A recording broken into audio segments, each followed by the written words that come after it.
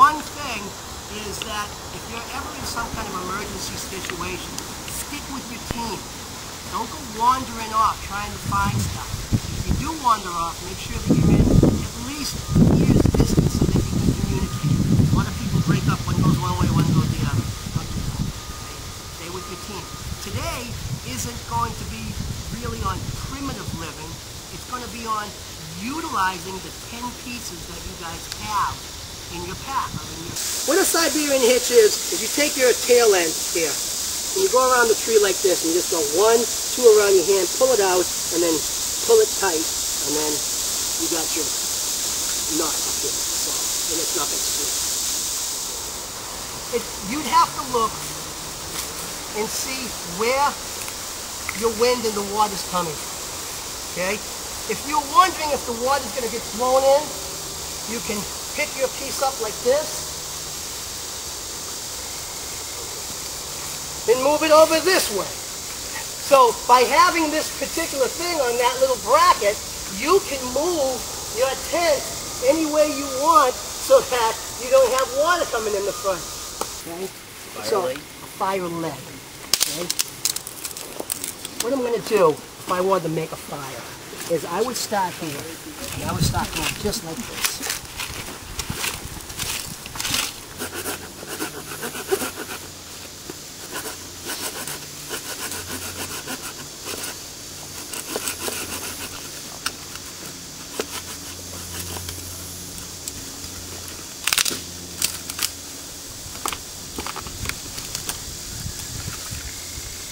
And this is how I'm going to start using to make my fire. Okay?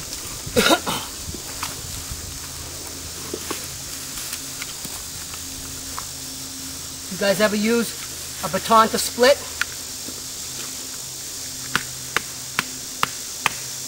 These are magnesium strips.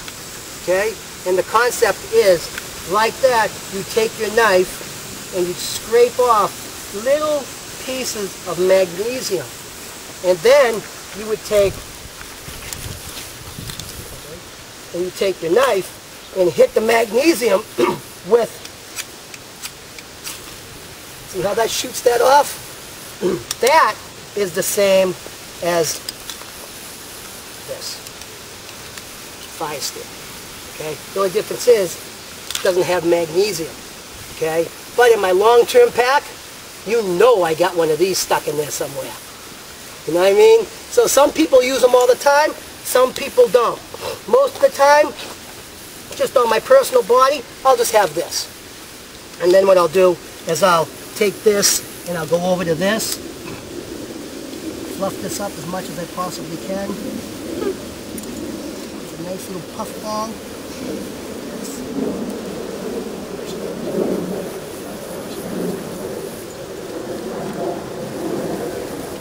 Now, this is one of those things that you see it on TV and it lights right up.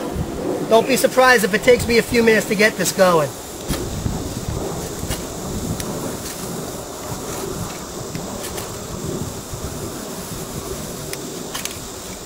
Need a windbreaker? Just gotta go to a commercial break. Exactly. There we go. Oh, wow. And then we'll start to take the little baby sticks and set those on top. Yes. And you don't really have to rush, guys. You take your time. Get the smallest little guys first. This. You gonna burn that larger log, Joe? Hmm? You gonna burn that larger log as well? Nah, I don't think I'm going to do that. We don't need to go. We don't, like I said, we're not going to be staying here for long That's term. all from fire department. Yeah. We'll just start small like this, and I think you guys can see I just have a sustainable fire. You know, the first thing you want to look at is you want to have some kind of moving one, bacterias, okay? And the two big ones are Giardia and Cryptosporidium. Those are the two big bad spores, okay? And even though, you know, and it's real simple, you just put this hose in the end right here. It's a bite, and you can drink your water right out of it. Why I like this one that's really, really cool is because you can take this and find a piece of plastic that you guys can find almost anywhere, or a leader, and screw this right on like this. Those plants are very edible and they have lots of purposes. The Queen Anne's lace are wild carrots. Looks just like this. Exactly. Even though this gives you hay fever, when you take these leaves, the stalk, and everything else, and you boil it down to make a tea, it's good for sinus congestion. Okay? So, even though that it causes hay fever, when it's boiled down and drank as a tea, it's good to clear up your sinuses. This is also good for sore throats. If you get a real bad sore throat, you'd make a tea and gargle with it. Okay? This is excellent for like upset stomach. Start with some medicinal purposes. Okay? This is probably one of the most valued resources in a wilderness survival situation that you could have. Feel the gooey, yucky stuff? Okay, let's talk about what this stuff is for. Any kind of burns, any kind of rashes, any kind of abrasions, any kind of wounds, scrapes, cuts. This is nature's antiseptic cream. This. Celery. Edible. This is all edible. Take it, wash it, boil it, just like so.